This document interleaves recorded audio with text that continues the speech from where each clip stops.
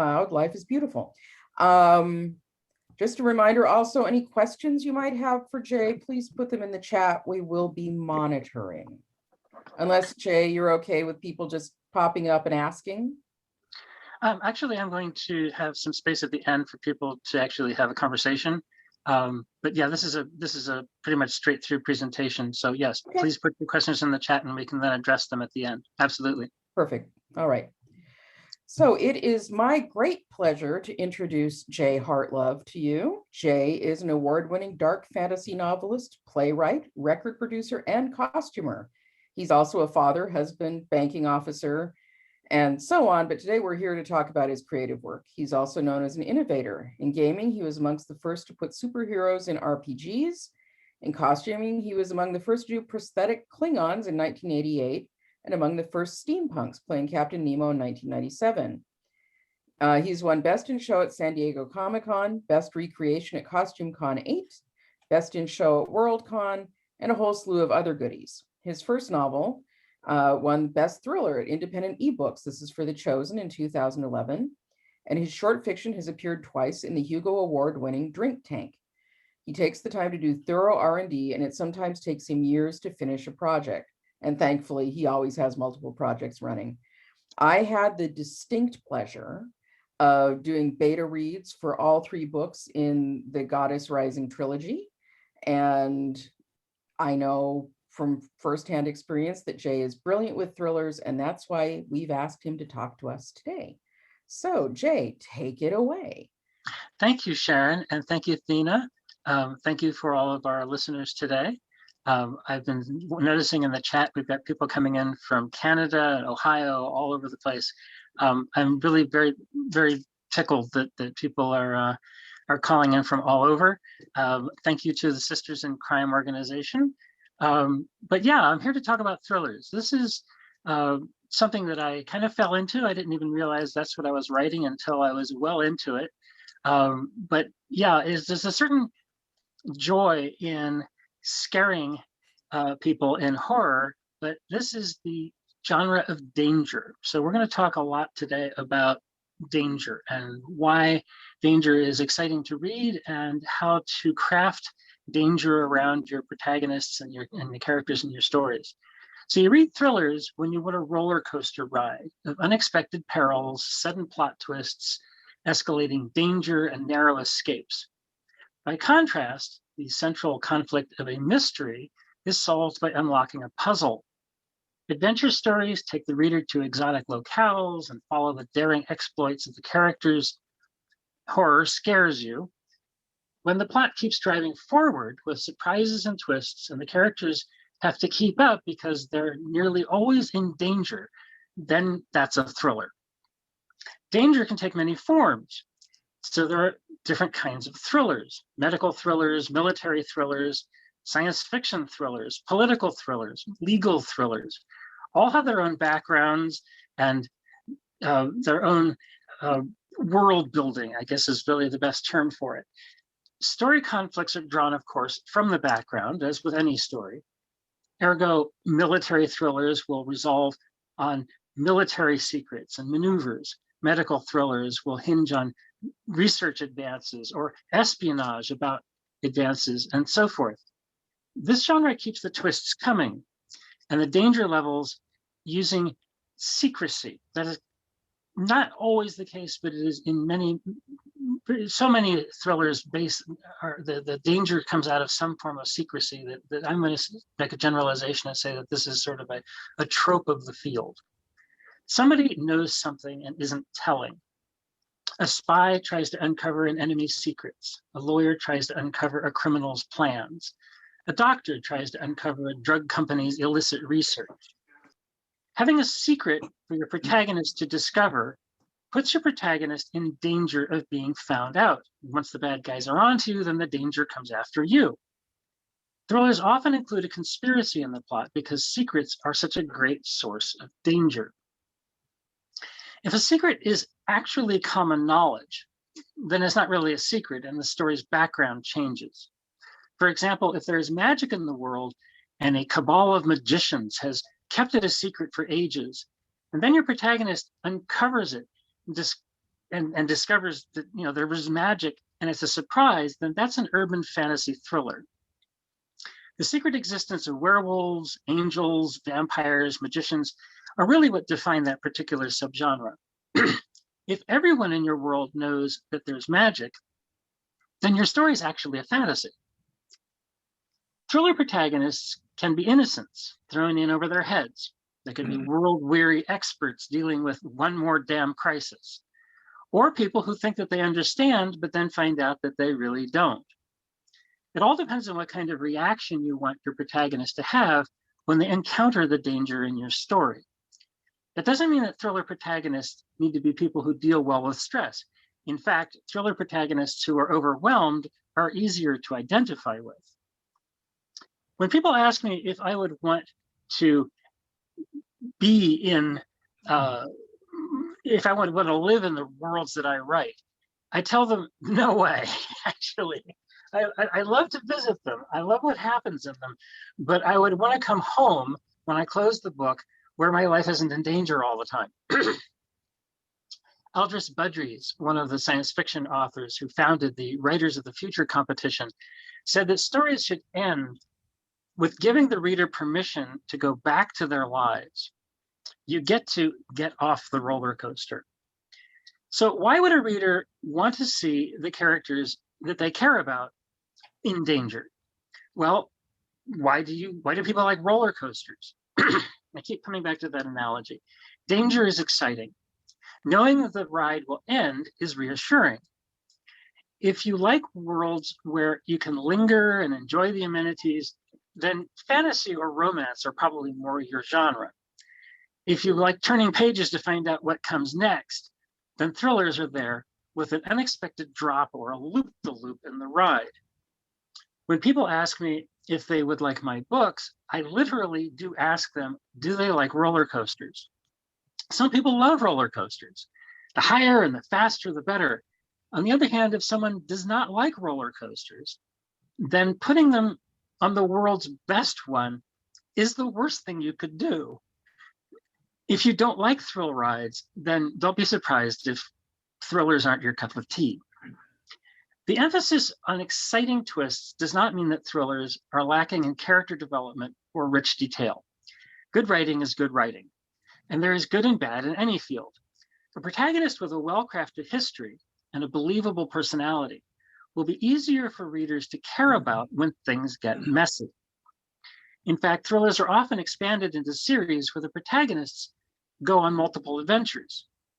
Once the reader gets to like a protagonist and comes to understand the ground rules of the world, then the reader will want to come back to see how their hero deals, or heroine deals, with another crisis.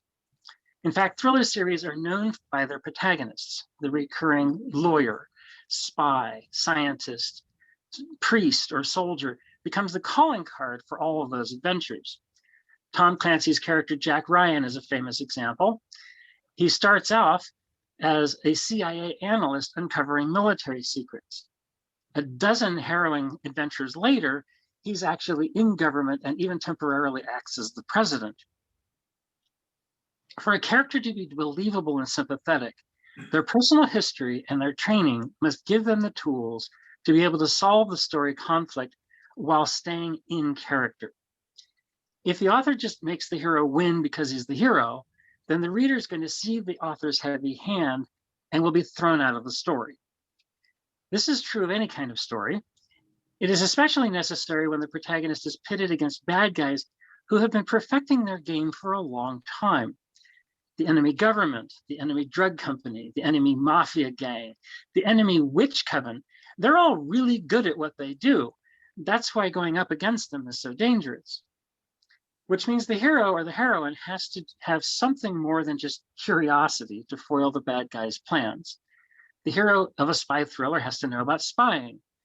The hero of a medical thriller needs to know about medicine. Even if a hero has found the exact tools he needs to win, it must make sense that this hero is the one who found the tool. If the hero is going to win against the odds, it has to be believable. This is one of the things that distinguishes thrillers from mysteries. The mystery protagonist doesn't need any special life situation or training to uncover clues and figure out who done it. It may be more believable for a trained detective to solve a complex crime. It might just, or just on the other hand, it might just as easily be the nosy next door neighbor who happens to be a mystery writer. Often in mysteries, the protagonists are ordinary people, just living their lives when something incongruent happens, and they get dragged into solving how and why. A well-written mystery will make sure that the protagonist is exactly the right person to have been in that right place at that right time. Personal attachment to the mystery is certainly compelling. The heroes and heroines in mysteries often get in trouble with villains they're trying to reveal, and their escape is certainly, the danger of their escape is certainly thrilling. But it is the need to solve the puzzle that drives the story, not the bad guys threatening the heroes. There's a lot of overlap and borrowing between genres. Remember, genre names only exist as a way to ensure readers can find the books that they're looking for. If you call a mystery story a thriller because your story is full of dangerous situations, then a thriller reader won't be disappointed. On the other hand, if you call a thriller story a mystery because there's a puzzle at the center of the story, then you may well upset an unsuspecting mystery reader who, when the planes start crashing and the gunfights break out in the streets, because that's not what they expect from a mystery. Which brings us back to an earlier point that thrillers come in a variety of colors. Supernatural thrillers borrow tropes from horror. Medical thrillers borrow tropes from science fiction. Political and legal thrillers borrow tropes from mysteries. But the tone is always driven by the conflict being bigger than expected, the conspiracy deeper than expected, and the bad guy's plan being more audacious than expected. And therefore, the situation is more dangerous than expected. There is no such thing as a cozy thriller. So let's say you're a writer and you thought of an audacious villainous plan. Let's go really big. Let's say a mad drug lord trillionaire wants to corner the worldwide cocaine production. But his fields in Peru are being outproduced by the fields owned by cartels over in Colombia. So he has in mind to steal old Russian nukes and blast Colombia clean. Sounds like a James Bond thriller, right? So how would you construct a thriller around that plan? What tools would you use? Well, to begin with, the bad guy's plan has to be bigger and badder than the hero expects.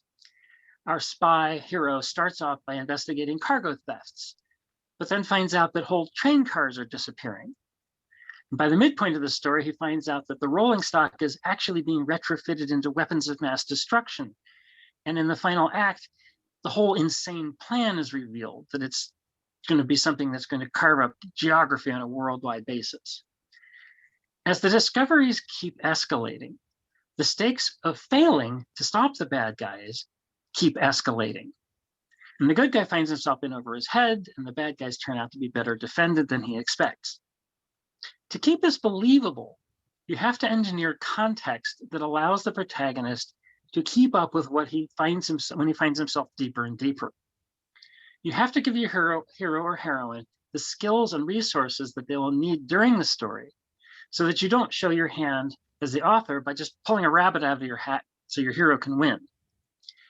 You have to do your homework so the villain's plot looks like it might be achievable in the real world. I'll talk more about research in a little bit. And you must keep track of the reader's mood, borrowing from mystery, horror, adventure, whatever tropes you need to carry the reader forward from one harrowing turn to the next. And I'll also cover tropes in just a minute. The thriller series that I wrote is urban fantasy. I mentioned earlier that this genre is driven by conspiracies and secrets about magic in the real world, and that the public does not know about it. This genre offers the reader a chance to see how magic would work in the real world, and how magic may have been operating in the real world all along without the population knowing about it. Being thrillers, these stories are fast-moving with lots of twists and danger. The genre is filled with crimes, conspiracies, dark secrets, and at the heart, there's usually magic that only a few know about. The magic portrayed often has negative or shocking consequences. So essentially, they're thrill rides, but with angels and werewolves and magicians. This genre has grown over time, and it's changed names. So you'll find titles under some of the previous names like dark fantasy, paranormal thrillers, supernatural thrillers, and urban fantasy, which is the most widely used term today. Of late, the term paranormal has come to mean stories with werewolves or other shifters, vampires, or ghosts. The term urban tells you that it's set in modern times, not necessarily in a city. Again, these terms are supposed to help a reader find what they're looking for. The basic premise is almost always that magic exists in the real world, but out of view for mankind at large. Again, if everyone knows that magic exists in the world and can use it, well, then the story's a fantasy. It's not really any big mystery. The magic can be the existence of supernatural beings like vampires. It can be the threat of some evil from beyond that has been held at bay by the forces of good. It can be secret cabals of magicians who have been influencing history. There's almost always an element of conspiracy, since someone knows something and they're not telling. So what's the fascination of having werewolves and angels putting us in danger? Well, that depends on who you ask. Ask a teenager or someone bored with mundane life, and they might say that falling in love with a dangerously powerful character appeals. Ask someone who likes puzzles and science, and they might say that figuring out how to cope with and thrive with magic in the real world would be intriguing. Lovers of adventure will find it exciting to explore the heretofore hidden underbelly of how magic has actually always been here. Much of the variety in this genre comes from the different kinds of protagonists, and this is true of thrillers at large. The lone knowing master righting wrongs is very different than the psychiatrist whose patients turn out to be delusional, not turn out to be not delusional, but actually entangled with magic. The young vampire who strikes out against tradition to find a better way of life will have different problems than a young priest who discovers the conspiracy of actual angels and demons. The most well-known urban fantasy, of course, is J.K. Rowling's Harry Potter series. Close behind that is Neil Gaiman's American Gods. Deborah Harkness's hugely popular A Discovery of Witches was just made into a TV miniseries. Authors who have written many books in multiple series include Patricia Briggs, Charlene Harris, Shannon Maguire, Kim Harrison, and Nalani Singh. My work has been compared to Nalani Singh. Very happy about that. You can usually tell what kind of hero, and therefore what flavor of adventure, is from the cover art. Jim Butcher's Dresden Files looks like noir detective, and they are. Ilana Andrews' Kate Daniels series looks like shapeshifters in the shadows, and they are. If you like mysteries and police dramas, but you also want to see how magic and magical creatures could be hidden among us, then supernatural thrillers will take you there. Introducing magic into our real world takes it a small step for the reader to be swept up in either a sense of wonder, a horrific realization, or a breathless race against the clock. Along the way, readers get to see new versions of supernatural beings. They get to see new versions of how magic might work. And it really is this blending of all these different genres to give you this thrill ride. So I've been talking a lot about tropes and research and all this. Let me give you some specific examples. I'd like to point out something from the purely writer's perspective. I imagine a lot of you on the call today are writers, in addition to readers. So let's change hats a minute and talk about it from the writer's perspective. Thrillers require a lot of research. Much of the thrill ride comes from seeing how extraordinary things would happen in our ordinary world. Talking about dangerous things, bad guys, magic, whatever. It's something extraordinary that's been inserted into our real world to make the danger. A great spy conspiracy is much more exciting if you can see hints of it in real politics. Medical technology used for evil purposes is much more worrisome if the technology is something you just read about in a science program.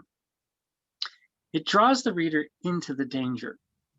And for the writer to achieve this involvement, the situation has to be believable, even to experts in the field, or to residents of the city where your story takes place. You don't have to be a lawyer to write legal thrillers, but it doesn't hurt. You don't have to be a military intelligence officer to write military thrillers, but if you want to, then you'd better do your homework. The old adage is, you write what you know. And if you're writing thrillers, then you need to teach yourself enough to build believable circumstances into which you then insert your fictional danger. Now, if you will allow me, I will give you some very specific examples from my books. I write for myself because I have stories that I need to tell. If I was chasing a market, I'd be writing werewolf romances because that's hot right now in the supernatural sphere. In fact, I rarely write the same thing twice. I write in my spare time, and so it can take years to finish a book. That gives me a lot of time to consider my options and to change direction if I need to.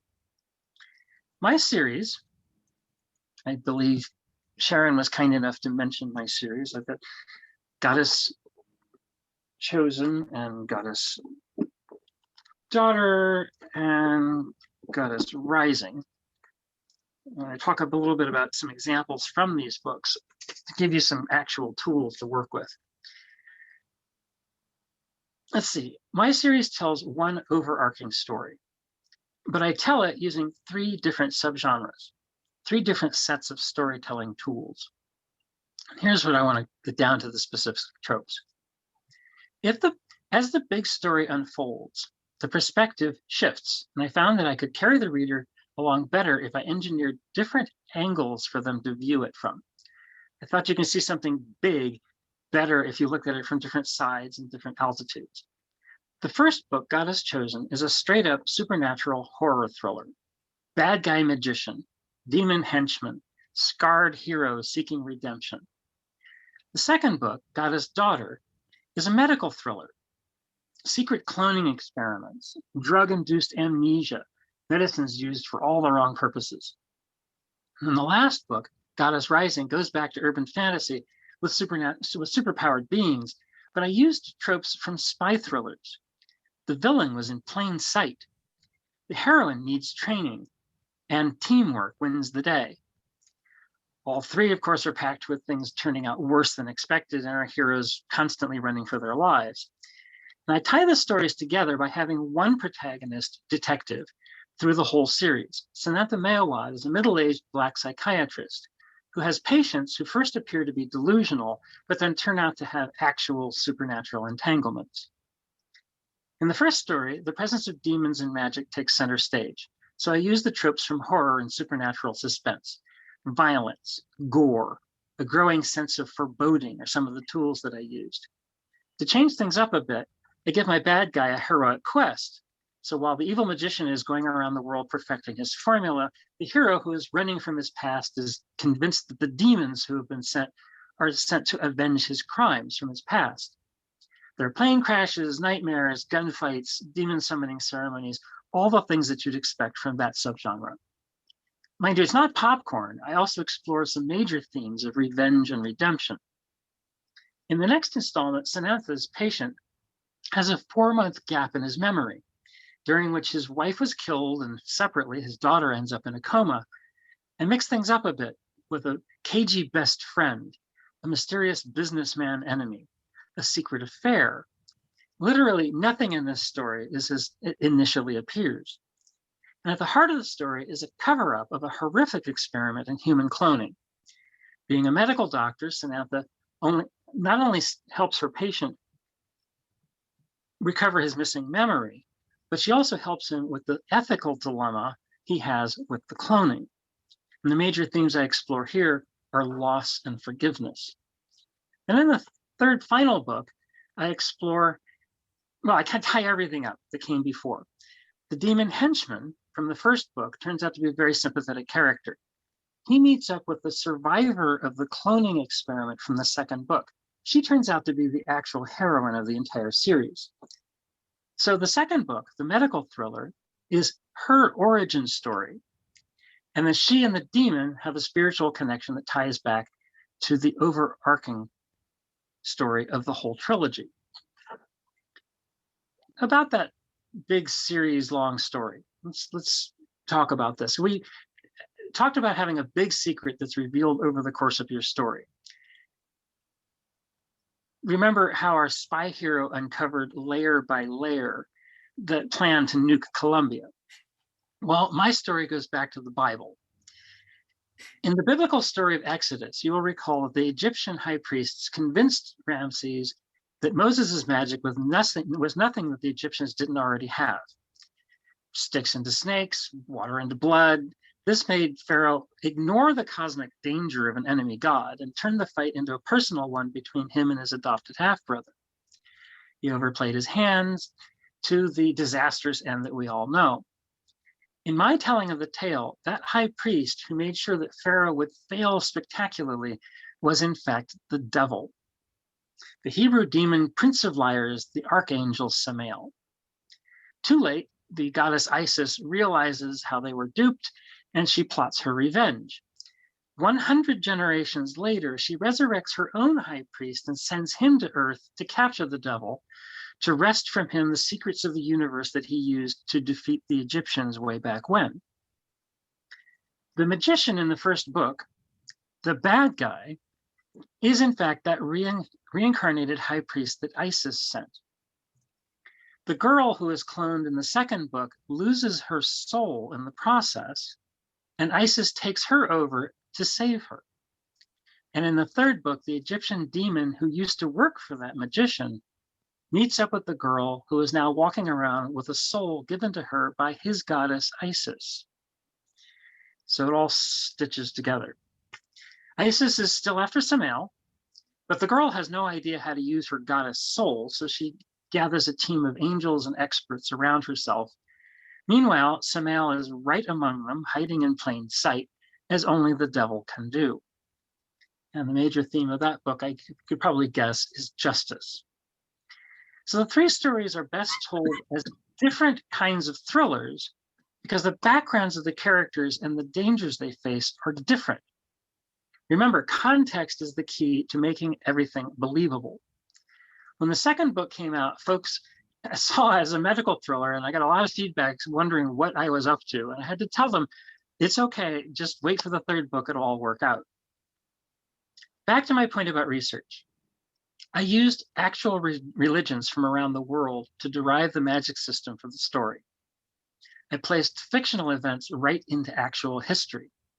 I set the first book in 2001, the second one in 2004, and the third one in 2009. And I needed to describe the world as it was geographically, politically, technologically, what was happening in the news. It all had to be right. The early 2000s are recent enough that a lot of readers are going to remember those details and spot mistakes if I made them. So I had to get a lot of things right. I had to get the ancient history right, the religions, the medical technology, and of course, the recent history. I wrote the books over a very long period, embarrassingly long period, 20 years actually. I did not spend all that time doing research, but I did continue to collect tidbits and make corrections all through that period. The internet now makes things a lot easier. I didn't have the internet 20 years ago when I started this. How many of you have used Google Maps to learn the layout of a city in your stories that you've never visited? Research is vital to any form of fiction. Even pure fantasy writers need to develop a cohesive Bible of how their worlds work to assure that they stay consistent. But thrillers purposely need to look like they might really happen. So, to sum up, an author should tell the story that they want to tell. They should look at what conventions from which genres will help tell their story. If the heroes will face really bad odds and be in a lot of danger, then maybe it's a thriller. The characters' backgrounds, combined with the nature of the dangers that they will face, will determine which subgenre of thriller you're talking about. And hopefully, whatever genre name you pick will apply best so that the readers will find your book that they're looking for. So that's my TED Talk. Back over to you, Sharon. Okay, thank you so much. We have time for questions. We have one in the chat box, Jay. Alec Yes. Pecky asks, do you call paranormal things skills, talents, artifacts, or abilities? Well, when you start throwing supernatural powers in, or even superpowers, because you've got, comic book superheroes, right? And when I was writing Angels, and the joy of writing this series included actually developing a personality and a character for the devil, because he appears several times, and especially in the last book, he's an actual walking around character. And so, yeah, it's going to just add to their roster of things that they can do that you have them using during the course of your story. So yeah, they can be a magical item, they can be an innate power, that can be something they learned. I mean, if you're facing Doctor Strange or Dormammu, it doesn't matter that one of them was born with his abilities and the other one learned them. They're both magic, right? It doesn't really make a difference to you as the writer as so much as whether the reader's going to identify. Um, I used to be, and I still am, a big comic book fan. And I was always drawn to characters who weren't just born with the ability, but acquired it or had to pay something for it, that there was a price or a learning curve, as it were. They just, I don't know, I just find them easier to identify with. On the other hand, when you have a character like Superman who just shows up with his powers, he spends his whole life trying to figure out how to use them without hurting anybody because they're so powerful. So that's a different arc, as it were. It's a different personality he's going to develop. People object to Zack Snyder's Superman because he actually lets the power loose and kills people occasionally. And the whole object of Superman in the comic books was he could destroy the world in a moment.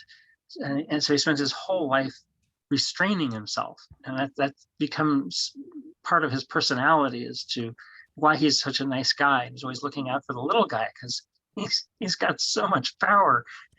He knows what that looks like. He needs to defend the people who don't have power.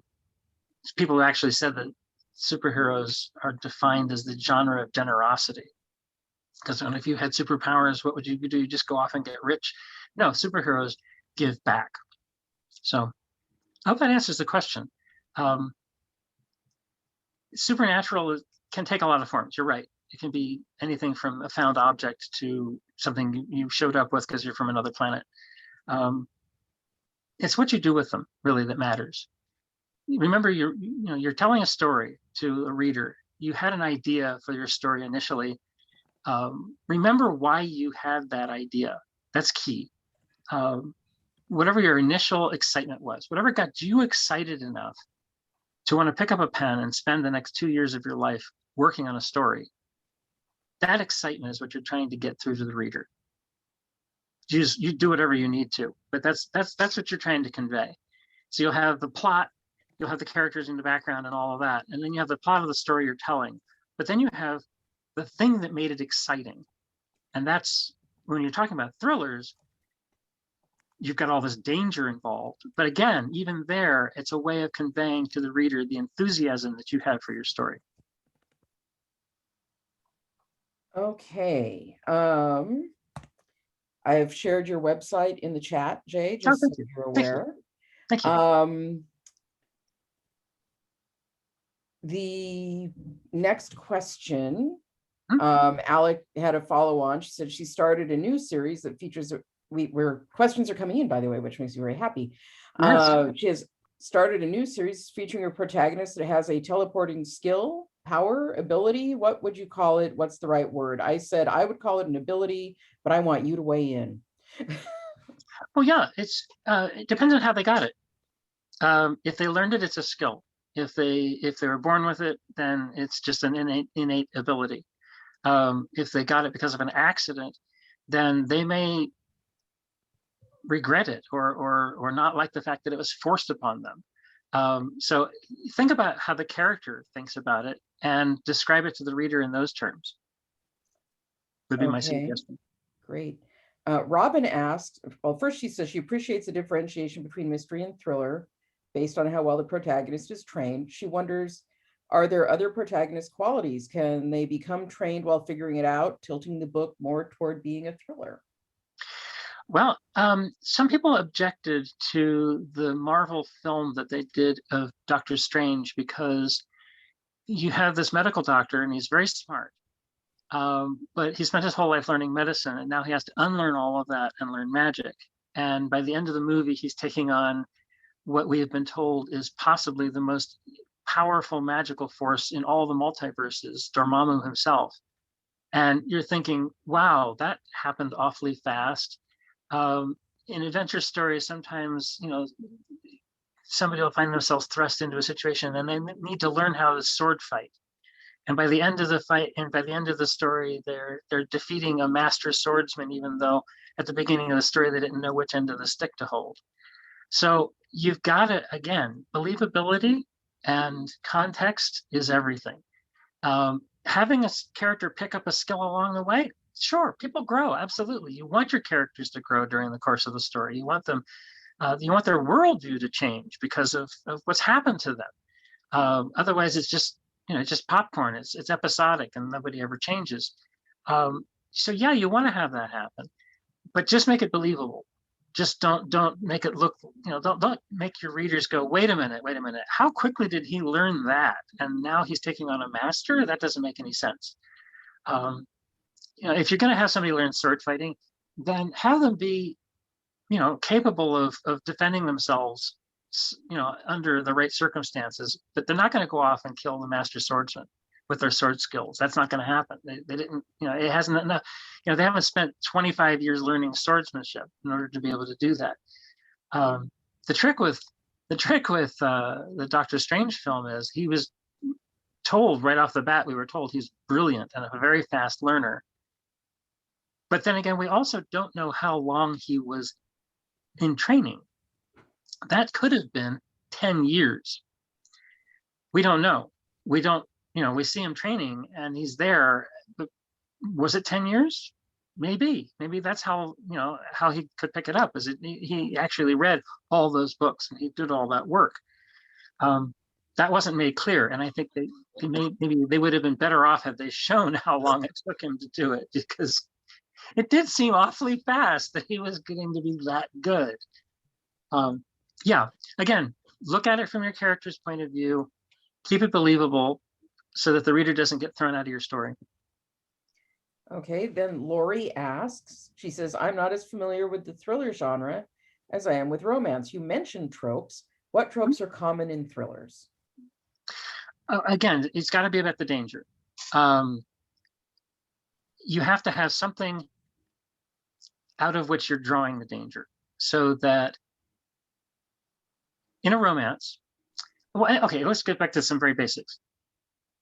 The story is told, what we think of as novel length stories, is almost always a protagonist wanting something or needing something, and something prevents them from getting it, and then they overcome whatever it is that's preventing them from getting what they need or what they want, and then at the end they finally get whatever it is. So you end up with this pyramid, this conflict pyramid, where things stack up against the hero and then they figure it out and they end up resolving it. In a romance, the conflict is going to be that they're not getting what they want. Just like any other story, you're not getting what you want. Well, what is it that they want? Well, they want a better life, or they want, a particular, romantic entanglement. They want to get out of a situation that they're in and into a better one. Well, in a thriller, the characters are thrown into a dangerous situation. They discover something is wrong, or they're threatened by something. And so their conflict is to get out of danger, to stop whatever it is that's put them in danger. If that means solving a puzzle or defeating a bad guy or whatever it is that they need to do in the story, the conflict is in a thriller that they're in danger and they don't want to be. Or if they're a professional spy, then the world is in danger and they need to stop that world from being in danger. So it's all about the danger and trying to stop it or escape it. So that's really what distinguishes the thrillers. Again, we talked about mysteries. There's, something's wrong. Somebody's been murdered. Something's missing. Somebody's life has been ruined. And you want to set that right. And so the conflict is, the pyramid is built around how can we set things right, catch the bad guy, resolve the, whatever it is that's wrong that needs to be figured out in the mystery. So that's really at the heart of it. And then everything else draws from there in terms of individual tropes, depending on what kind of story you're telling. If you want to scare the reader, then go ahead and use things out of horror, use shock, use gore, use all the tools that Stephen King talks about in Dance Macabre, where he's talking about, building a sense of dread. If you want it to be just exciting and adventurous, then yeah, take your characters around the world, show off Rio de Janeiro and Paris and all these exciting places along the way. You can use whatever tools you want once you get down to the actual story you're telling. I hope that answered the question. Okay, Thina asks, how do you present a thriller with such fluid subgenres to publishers? One of the toughest things you can do is writing the blurb on the back of your book. And I actually teach a class on how to do this. I taught it at conventions and it's very well attended. And in fact, I've got a 4 1-hour session thing that I'm thinking of taping about finishing the book and sticking to your guns. The trick is that the elevator pitch is not what happens in the story. It's not the plot. That's the mistake that a lot of people make. They will, get in a situation where they're pitching a story and they start talking about the plot. That's not what makes the story interesting. That's what happens. But the reason a story is interesting is, why is it different than all the other stories out there that are just like it? What is it about this story that got you excited? And that's the key, is remember why you got excited. Why did you decide to devote all this time and energy into telling your story? That's what you convey in your elevator pitch. That's what you convey on the back blurb of the book.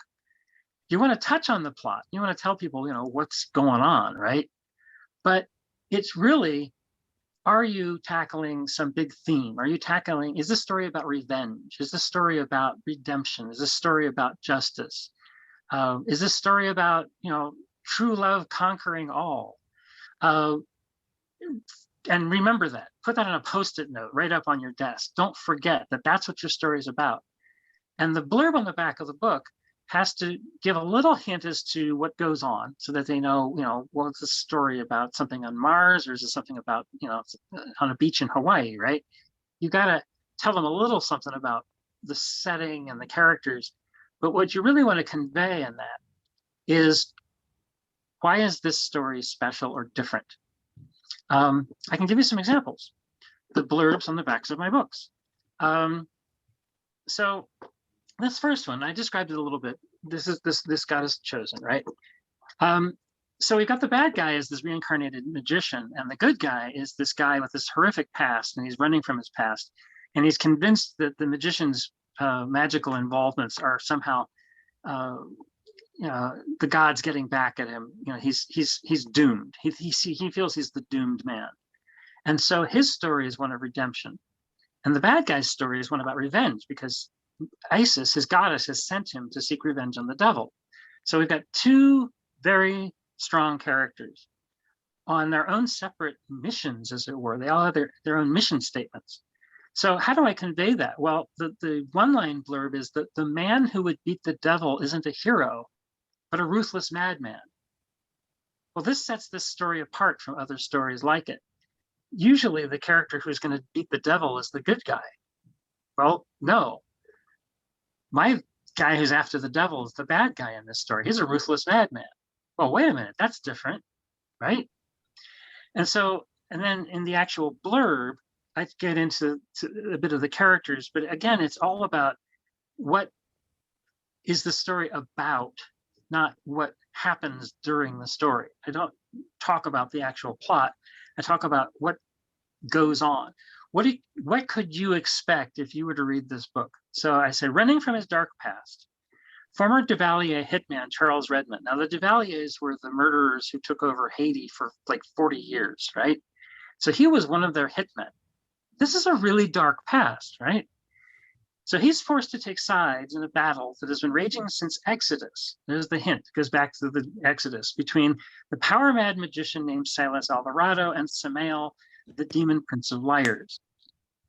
When Charles's beloved voodoo, Charles is a voodoo follower, okay, which means he was from Haiti, which means he was actually turning on his people when he was a Duvalier hitman.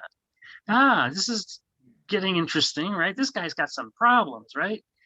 When his beloved voodoo is threatened with extinction because of what the bad guy's doing, he must wager his life between pure evil and the man who would destroy the world. So he's stuck between this magician and the devil. Charles, a psychiatrist, Samantha Mailwad, steps into this maelstrom of nightmares, violence, and insanity. So I'm telling the reader, violence, nightmares, insanity. This is a thriller. This is not a cozy novel. Warning, warning. It's scary and it's dangerous. So I'm telling them, right? To help Charles find his strength, she tries to save his mind, but can she save his soul? So again, you have to take a big step back from being the person who plotted your novel and think about what's the reader going to remember after they close your book. They've read the book. What sticks with them? What set it apart? What made it interesting? What would make this book something that they would recommend to a friend? That's your back cover blurb.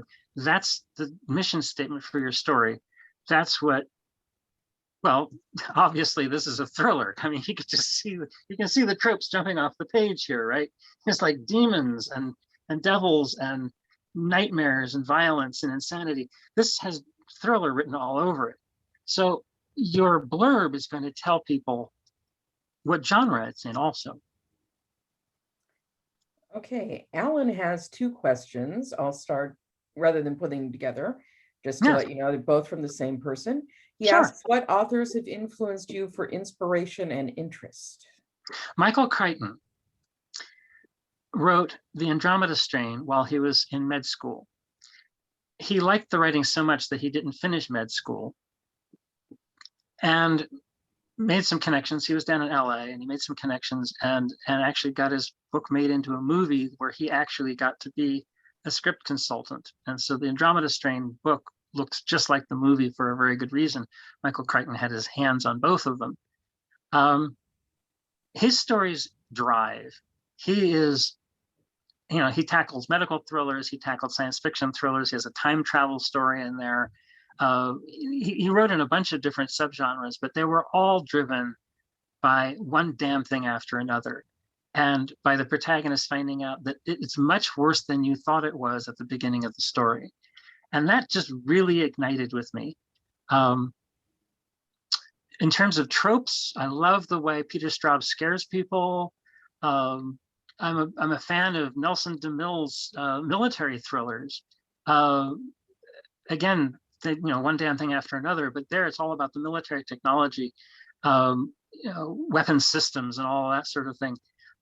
But yeah, in terms of a real inspiration, I would say if you were to read Michael Crichton's stories and then read my stories, you would definitely see one inspired the other. Okay, and then Alan's next question, it's a little bit more specific, is would suspense be a subgenre of a thriller, or is it more of an incorporation into the genre? You can have a suspense story that isn't a thriller. If the suspense is the need to find out, then it could just as easily be a crime drama or a mystery or even a romance. Suspense is a tool. Suspense is teasing, and it's tough. It's hard. It's like stand-up comedy. People who can write suspense, my hat is off to them, just like people can do stand-up comedy. It's the ability to hint and get the reader interested, and then just when you think you're going to find out, nope, I'm not going to tell you yet. And it's like, it's a skill, it's a tool, it's a whole toolbox, really. But suspense can be used in any genre. It's information feed. When you're first starting out as a writer, one of the hardest things to do is to just, and I talk about this in my class, is to not hide too much, because you're like, oh well, I got this great secret and I don't want to, I want to reveal it in the third act, and I don't want to give it away too soon. If I drop too many hints, then the reader's going to figure it out, and it's all going to let the gas out of my sails. Not true. You can drop as many hints as you want. You know how it all fits together.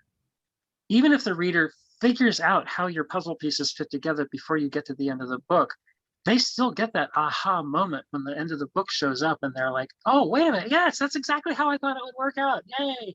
And they're actually really involved, even if they figured it out ahead of time. Unless they figure it out in the first, in the first act, then you've given away too much, and you just, you're not telling a story. But yeah, suspense is all about teasing and hooking that fish and reeling it all the way in, and then not actually bringing it up on the dock. Okay, numerous kudos for you showing up in the chat, so hooray. Well, thank you. Jessica asks, and I know we touched on this very briefly at the beginning, but also some people did come in a little late. So sure. What are the differences between a mystery, suspense, and a thriller? Okay. So the mystery is about solving the puzzle. Suspense, as we were just discussing, is a toolkit for keeping the reader on the edge of their seat. Thrillers, the central driving force of the story is danger. And so if you have, let's say lots of mysteries are fairly ordinary people. This is the ones that are about detectives or coroners or lawyers and experts that get involved in having to solve a puzzle, right? Or even the lady, the nosy next door neighbor who happens to be a mystery writer. Well, we always reach back to Jessica Fletcher, but the truth be told, she was really good at this. So she was actually a highly skilled mystery solver when she tackled her problems. She's right up there with other quote unquote amateurs. The Ellery Queens and the Sherlock Holmeses of the world had nothing on Jessica Fletcher because of the way her mind worked, but also because she'd already solved dozens of mysteries already by the time she encounters the next one. The mystery is driven by something being wrong, and you need to find out how to fix it. Somebody's been murdered, somebody's life has been ruined, something's been stolen. And so you've got to figure out how it was done, who did it, and set it right. Whereas in a thriller, regardless of the setting and the genre that it's in, a thriller is somebody's life has been put in danger, or something you care about has been put in danger, whether it be the whole world or your company or your loved ones or whatever. Something is in danger and you want to go get it out of danger, and you end up throwing yourself into a dangerous situation in the process. So you're trying to figure something out, you're skulking around, bad guys find out about you, and suddenly the bad guys are all after you too, so now you're in danger as well. That's what really drives a thriller. And that way you have the overarching background, something's wrong, right? The same way you have in a mystery. But in a mystery, you're solving it by figuring out, once you figure out who done it, hopefully you've got, police are nearby to be able to arrest them, right? It isn't about how dangerous plenty of danger. The bad guy finds out you're after them, they're gonna threaten you, and you're gonna have, you could have the gunfights and all the rest of it, but it's all about solving it. Whereas in the thriller, you could even find out what the danger is. By the third act, the bad guy's plan is fully revealed. You're still in danger. You still need to fix this. So even after you find out what the mystery is, even if you solve the puzzle, it could be that you've now opened Pandora's box and it's worse than you ever thought it was going to be. And so there's even more danger. That's what drives a thriller. Okay, I do not see any more questions in the chat. We Okay. still have some time if people would just like to unmute and ask. Sure. So please feel Obviously, free. I love talking about this. So I'm here to answer your questions. I certainly appreciate you taking time out from your day to talk with us today, Jay. More thank yous coming in. I'll put your website in the chat one more time. Oh, isn't here? Yeah. Oh, I know the 6 o'clock one. It's 11:30. Jay, thank you so much for that. That was fabulous. Thank you. Now you need to set up some classes, get them on your webpage because people are going to start asking for them. Yes, indeed. All my contact information is on the website. You can even reach me through the website. And yeah, I've been working on this for a while. I did a 90-minute class at a BayCon 10 years ago about how to finish a novel, and it was standing room only. People just packed in the room. Wonderful. In fact, I think you were there actually, and it's just grown from there. So I'm up to like 4 hours of material now. So, and I guess everybody's jumping on the bandwagon now. Neil Gaiman and Nemesis and who else? Who writes there's a guy who writes legal thrillers who's doing it too, doing the master classes, and that seems to be pretty popular. So yeah, and I figured this stuff out. I'd just be happy to share it with people. Fantastic. Jay, thank you so much. You're welcome.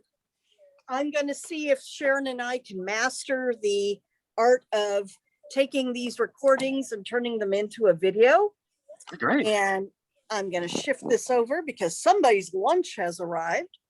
And I'm going to go ahead and stop recording. okay, that sounds good. And if anybody